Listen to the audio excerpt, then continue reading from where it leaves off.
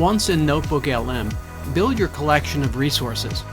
I'll upload a presentation from Google Drive. You can add up to 50.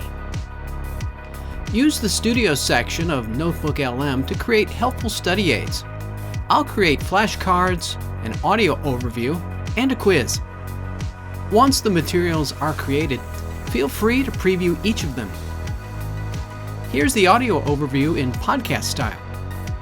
Welcome to the Deep Dive. Today, we're tackling a battle name everyone kind of knows, maybe for one famous quote, but it's infamous for its just huge cost. Here's a short quiz.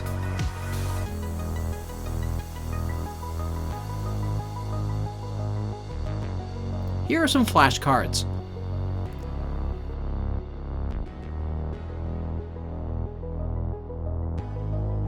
Let's share this notebook with our students in Google Classroom.